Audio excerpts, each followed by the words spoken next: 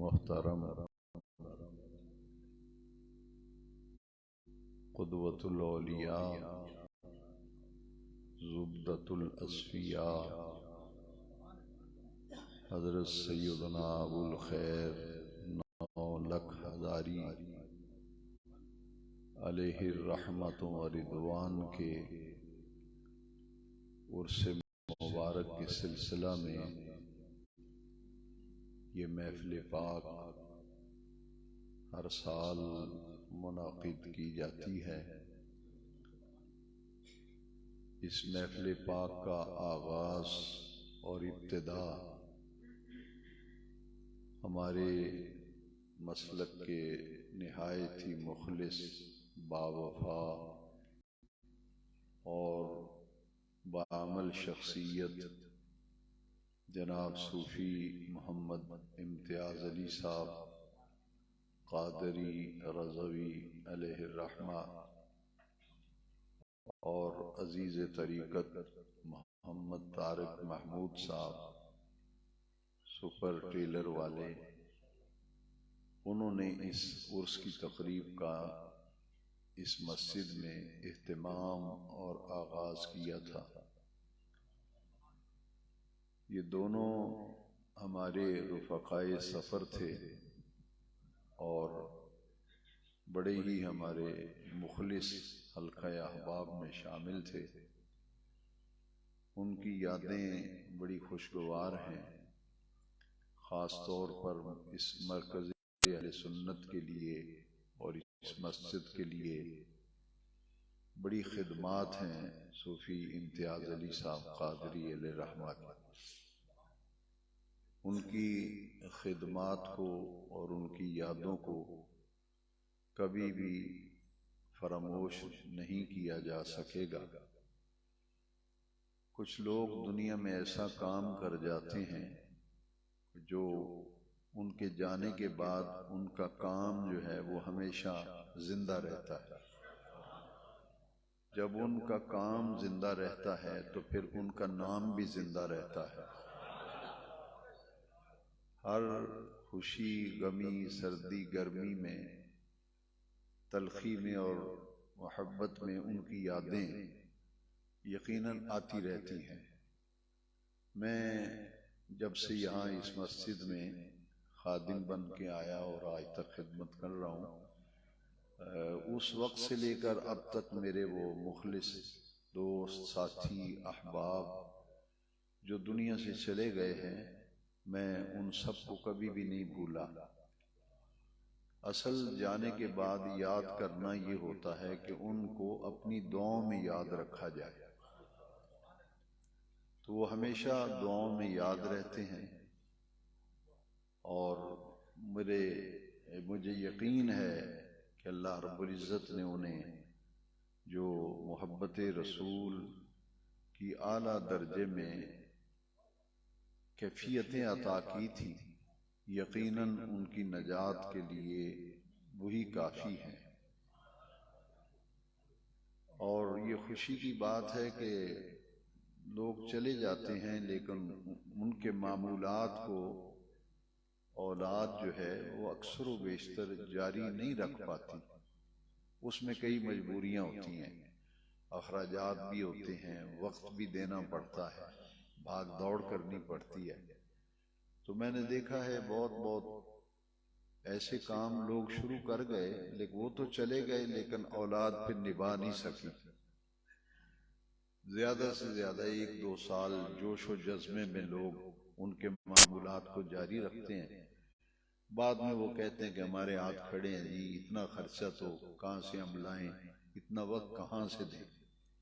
لیکن یہ بڑی لائق تحسین بات ہے، اور جو آدمی اچھا کام کرے اس کی تحسین کرنی چاہیے کہ طارق محمود صاحب کے بچوں نے، ان کے عزیزوں نے، اور صوفی امتیاز علی صاحب قادری ان کے عزیزوں اور بچوں نے اس مبارک سلسلے کو جاری رکھا ہے، الحمدللہ۔ اور مجھے اس بات پر بھی پورا یقین ہے کہ اس عمل کا ثواب انہیں قبر میں برابر پہنچ رہا ہے۔ کہ جو آدمی پودا لگاتا ہے نا، تو اس پودا لگانے پر جو ثواب ملتا ہے وہ پودا لگانے والے کو برابر ملتا رہتا ہے، زندہ رہے تب بھی ملتا ہے، دنیا سے چلا جائے تو تب بھی ملتا ہے۔ لہذا اصل یہ کام ہے جو جسے کہتے ہیں کہ صدقہ جاریہ۔ صدقہ جاریہ کا مطلب ہے جس سے لوگ دیر تک فائدہ اٹھاتے رہے، اس کا ثواب قبر میں برابر پہنچتا رہتا ہے، ملتا رہتا ہے۔ اللہ رب العزت ہمارے ان دونوں بھائیوں کی قبروں کو منور فرمائے اور جنت الفردوس میں اللہ کریم ان کے درجات کو بلند فرمائے۔ چونکہ وقت بہت مختصر ہے اور اختصار بھی پیش نظر ہے، اس لیے میں نے قرآن مجید کی ایک آیت کریمہ کا حصہ سورہ بقرہ میں سے تلاوت کیا ہے۔ یہ اولیاء اللہ کے عرس کیوں منائے جاتے ہیں، ان کے مزارات کیوں بنائے جاتے ہیں، ان کے مزارات پہ حاضری کیوں دی جاتی ہے، ان سارے سوالوں کا جواب اس مختصر سی گفتگو میں انشاءاللہ العزیز آ جائے گا۔ کچھ ایسے لوگ ہوتے ہیں جو اللہ کے رنگ میں رنگے ہوتے ہیں، کچھ ایسے لوگ ہوتے ہیں جو اللہ کے رنگ میں رنگے ہوتے ہیں۔ قرآن مجید میں اللہ کریم نے ان کی نشاندہی فرمائی ہے، دیکھیے نا، اللہ کریم خود قرآن مجید میں فرما رہا ہے صبغۃ اللہ۔ صبغہ کا معنی ہے رنگ، صبغۃ اللہ کا معنی ہے اللہ کا رنگ۔ اللہ کریم نے فرمایا صبغۃ اللہ، کہ سارے رنگوں میں سے اچھا رنگ کس کا ہے؟ اللہ کا رنگ سارے رنگوں میں سے اچھا رنگ ہے۔ دیکھیے اسی آیت کے جو اگلے لفظ ہیں، پھر اللہ کریم نے سوال کیا ہے وَمَنْ أَحْسَنُ مِنَ اللَّهِ صِبْغًا، کوئی اللہ کے رنگ سے بھی کوئی اچھا رنگ ہے؟ پہلے فرمایا صبغۃ اللہ، اللہ کا رنگ، پھر اللہ کریم نے سوال کیا وَمَنْ أَحْسَنُ مِنَ اللَّهِ صِبْغًا، کہ اللہ کے رنگ سے بھی کوئی اچھا رنگ ہوگا؟ بس اتنی سی بات ہے، ہر آدمی کا نہ مزار بنتا ہے اور نہ ہی ہم مزار پہ جاتے ہیں، ہر قبر پہ ہم نہیں جاتے، ہر مزار پہ ہم نہیں جاتے۔ یہ جو اولیاء اللہ ہیں، اولیاء کاملین ہیں، انہی کے مزارات پہ آپ کو عاشقوں کا ہجوم نظر آئے گا۔ بڑی رونقیں ہیں فقیروں کے ڈیرے پہ، بڑی رونقیں ہیں فقیروں کے ڈیرے پہ۔ حضرت سیدنا داتا گنج بخش علی بن عثمان الحجویری الملقب بہ داتا گنج بخش رحمۃ اللہ علیہ، آپ کا مزار شریف لاہور میں ہے۔ آپ یقین جانیے ان کو ایسی خداداد مقبولیت حاصل ہے، ایسی خداداد مقبولیت حاصل ہے کہ جب ان کے مزار شریف پہ حاضری دی جاتی ہے تو کیفیات خود گواہی دے رہی ہوتی ہیں کہ صاحب مزار کتنے اعلیٰ مرتبے پہ فائز ہیں۔ اولیاء کرام کے درجات ہیں، مختلف اولیاء اللہ کے درجات ہیں، اور یہ ڈیوٹیاں لگتی ہیں مدینہ منورہ سے۔ جس طرح مختلف محکمے ہیں، ضلع کا نظام چلانے کے لیے ڈپٹی کمشنر ہوتا ہے، صوبے کا نظام چلانے کے لیے وزیر اعلیٰ ہوتا ہے، ملک کے نظام کے لیے پرائم منسٹر ہوتا ہے۔ یہ اولیاء اللہ کے علاقے سپرد کر دیے جاتے ہیں، اس علاقے کے جتنے روحانی معاملات ہوتے ہیں وہ پھر انہیں چلاتے ہیں۔ مدینہ منورہ سے عشاق کتنی محبت کرتے ہیں، مدینہ شریف سے ہمیں کیوں پیار ہے کہ درو دل برست، کہ درو دل برست، اس میں پوری کائنات کے دل بر رہتے ہیں۔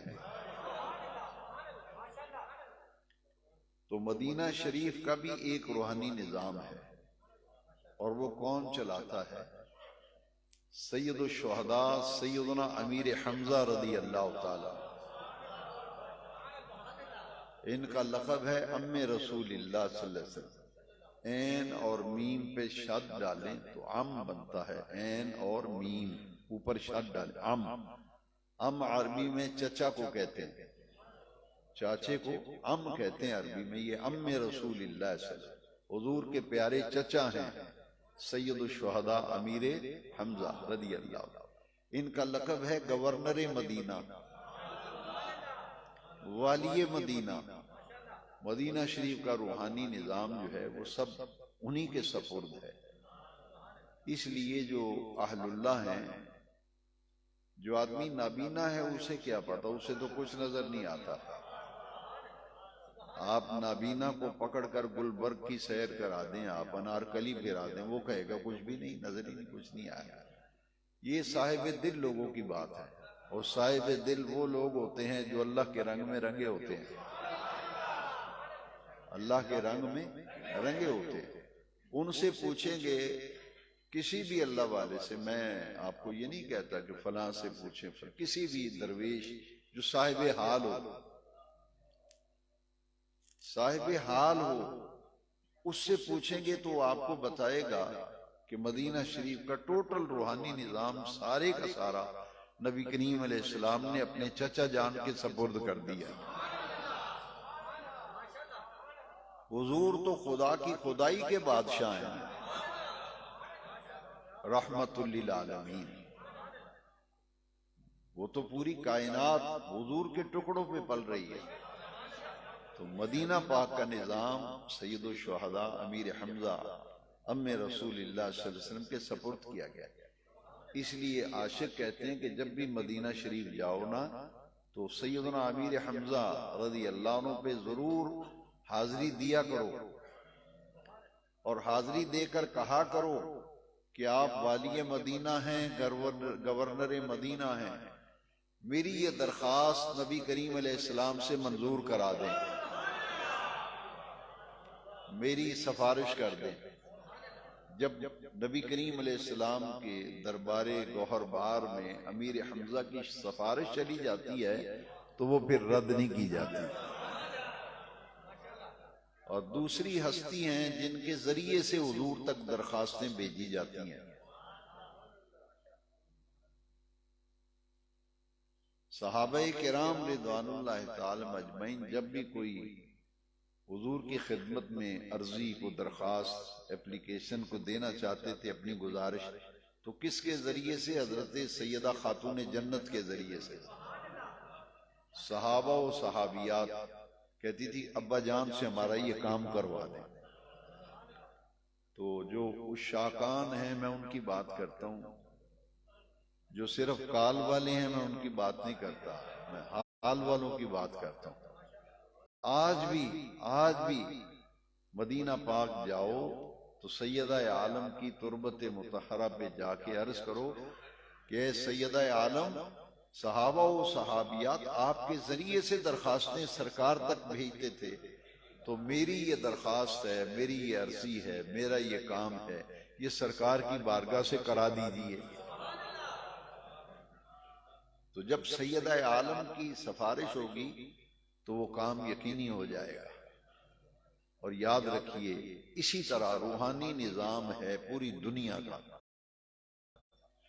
حضرت داتا گنج بخش علی بن عثمان حجویری یہ تو غزنی سے آئے ہیں، افغانستان آپ کا علاقہ تو وہ ہے، آپ وہاں سے آئے ہیں۔ حضرت خواجہ معین الدین چشتی نے کہاں ڈیرہ لگایا؟ اجمیر شریف۔ چشتیوں کے شہنشاہ و بادشاہ آفتاب چشتیاں حضرت خواجہ غریب نواز، کتنا لقب ملا، کوئی گنج بخش ہے، کوئی غریب نواز ہے۔ غریب نواز کہاں ڈیرہ لگایا؟ اجمیر شریف میں۔ یہ ڈیوٹی کہاں سے لگتی ہے؟ مدینہ پاک سے۔ حضرت سیدنا غوث الاعظم عبد القادر جیلانی رضی اللہ عنہ، کل کا دن آپ کا یوم ولادت تھا۔ رمضان شریف کی پہلی تاریخ تھی جب غوث اعظم پیدا ہوئے تھے، رمضان شریف کے۔ تو میرے غوث اعظم کے یہ تربیت یافتہ اور فیض یافتہ ہیں خواجہ غریب نواز، خواجہ خواجگان، عطائے رسول فی الہند، ہند الولی، خواجہ معین الدین چشتی اجمیری رضی اللہ۔ تو حضرت غوث الاعظم معین الدین اجمیری کو لے کر مدینہ شریف گئے تھے کہ حضور اسے قبول فرما لیں، میں آپ کی خدمت میں پیش کرتا ہوں۔ تو آقا کریم علیہ السلام نے فرمایا معین الدین جاؤ، پورے ہندوستان میں اسلام آپ کی وجہ سے پھیلے گا، آپ ہندوستان چلے جائیے۔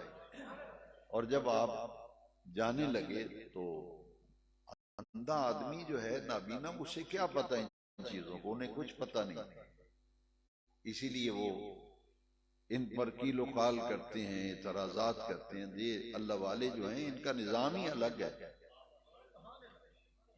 تو فرمایا کہ حضرت غوث الاعظم نے فرمایا کہ ہندوستان آپ جا رہے ہیں تو راوی کے کنارے پر ایک مرد کلندر ہے، علی بن عثمان حجویری ان کا نام ہے، ان کے مزار شریف پہ حاضری دینا، اجازت دیں تو جانا ہندوستان، اجازت نہ دیں تو واپس آ جانا۔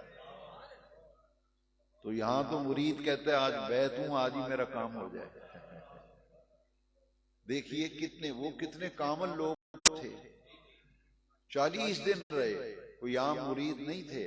خواجہ معین الدین چشتی اجمیری خود ولایت کے اعلیٰ ترین مرتبے پہ تھے، غریب نواز، عطائے رسول فی الہند۔ عطائے رسول فی الہند کوئی معمولی لقب ہے؟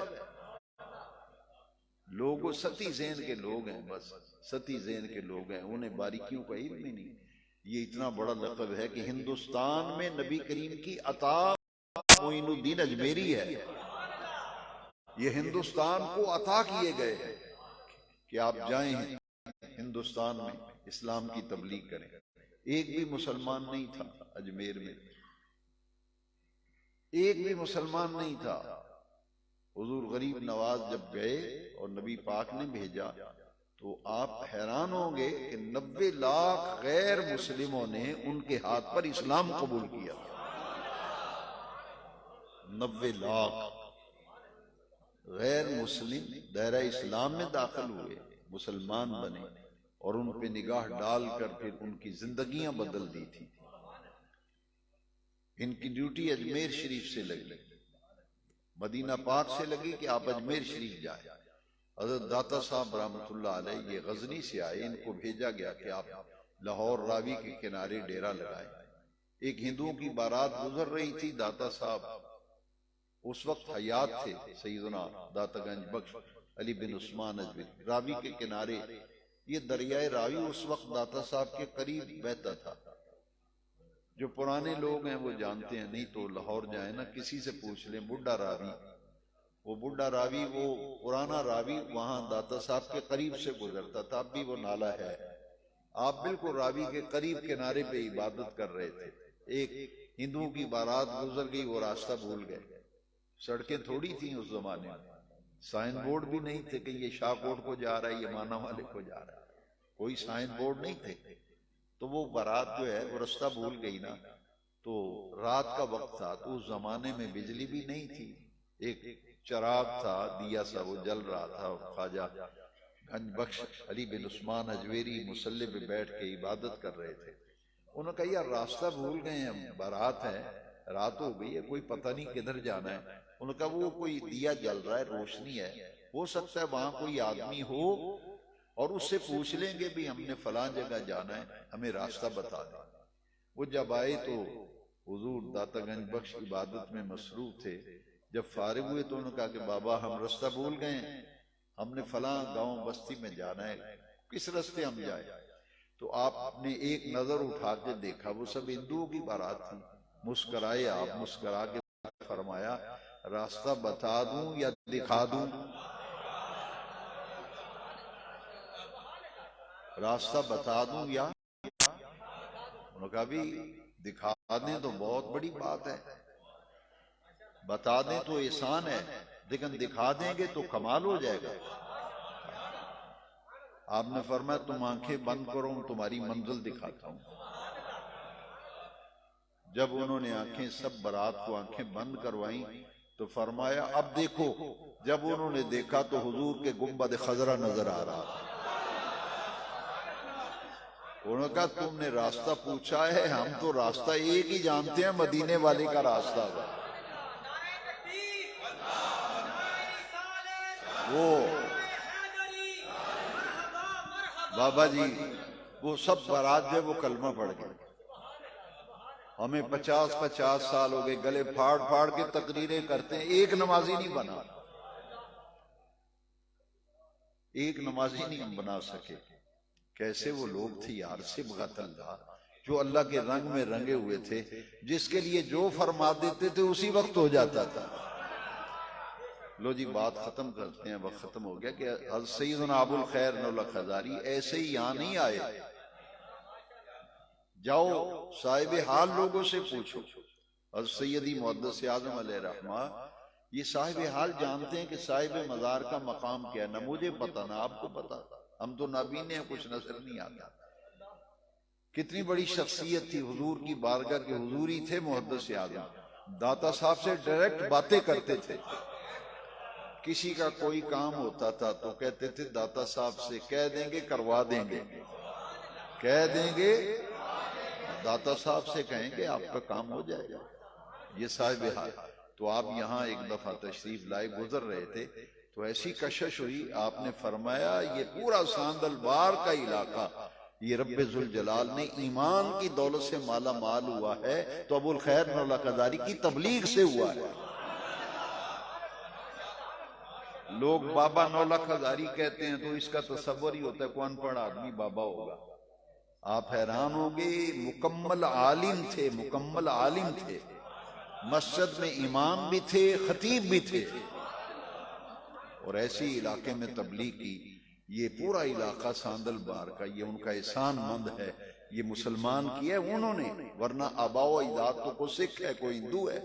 یہ اسلام کی شمع انہوں نے روشن کی ہے. تو جو اللہ کے رنگ میں رنگے ہوتے ہیں نا، دعا کرو وہ کوئی کامل مل جائے تو اس کی صحبت اختیار کرو. وآخر دعوانا اللہم صلی